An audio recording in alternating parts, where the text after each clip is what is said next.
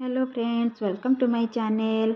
आज आम बनइबा चूड़ा कषा जहाँकि जगन्नाथ महाप्रभु 60 प्रसाद मध्य गोटे न खाइबा लोक भी हाथ चाटिकी खाइबे। थरटे यही प्रोसेस रे चूड़ा कषा बनईकी देखंतु। एक भिन्न प्रणाली आज बनइबा चूड़ा कषा जो कि आमको दरकार चूड़ा, नड़िया, चीनी आउ घी। चलतु बनइबा स्टार्ट करिबा।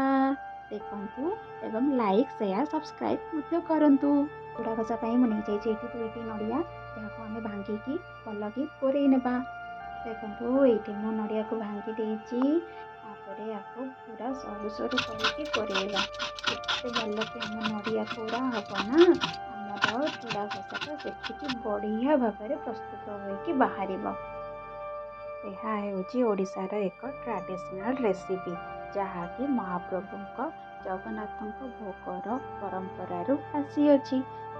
हाँ, यही चूड़ा कषा ना आम पिलादिनर स्मृति को मन पकई दिए जहाँकि साधारणतः आम पर्वपर्वाणी जमीक सरस्वती पूजा, गणेश पूजा आदि समय बना थाए ठाकुर पाखे भोग भी लगी थाए।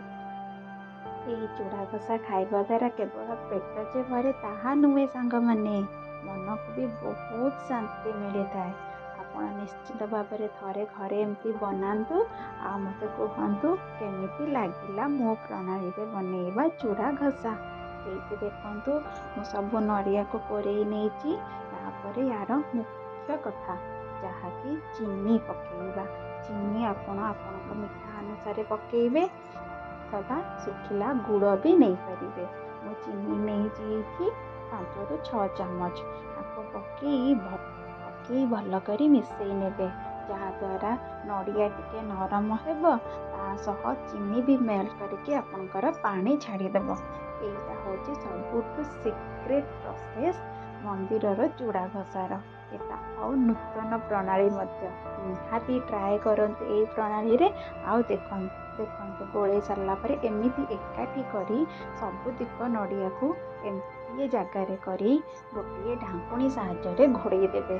कम से कम घंटे रू 2 घंटा कि एमती कवर करके छाड़देवे।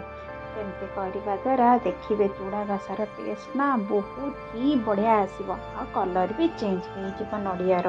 तापर ये मुझे गोटे ब्लेंडिंग जार तादेह आम नहीं कि चूड़ा कंचा चूड़ा नहीं दरदर पेशा करवा पूरा पूरी अटा भरिका प्लेन करवानी दरदर पेशा करवा। ता सहित नेबा ये किछिटा गोलमरीच आउ किछिटा गुजराती जहाँ को एकाठी नहीं ग्राइंडिंग कर नहीं आसवा। ये देखो मोर हो जाए दरदर पेशा ना थर होगला आमर चूड़ा गुंड। चलतु स्टार्ट करवा चूड़ा घषा घषा आरंभ करवा कहीं चूड़ा तर मजा ही आसो चूड़ा को जिते आप घषे।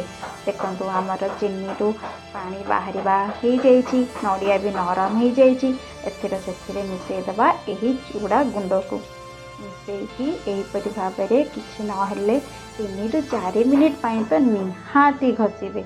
घषिले ही यार रियल फ्लेवर और टेस्ट आपण मैंने जानीपर। देखो यहीपरि भाव में घषे घषा द्वारा पूरा ऑथेंटिक चूड़ा घषार फ्लेवर जोटा ना से मुखरे आसीज। जदि आपण यहाँ घरे प्रथम थर बनाऊँगी ताहले आपण मानक वेलकम करुच्ची टेस्ट जोटा कि कनेक्ट करुच्ची आम जेनेरेशन सहित। यही प्रणाली थरे दे आपण चूड़ा घषा बनातु आ तार मजा नियंतु घषे किंतु किछि समय पाई निश्चिंत। ये आमर चूड़ा घषा दीदबा 1.5 टेबल स्पून देसी घी जोटा कि चूड़ा घषार फ्लेवर को डबल करदेव। एमती पकई सारा टे आउ घषी दे देखो आम चूड़ा घषा ना देखा सुखिला ना हो पूरा झुरझुरा पूरा परफेक्ट टेक्सचर आसी आम चूड़ा घषार।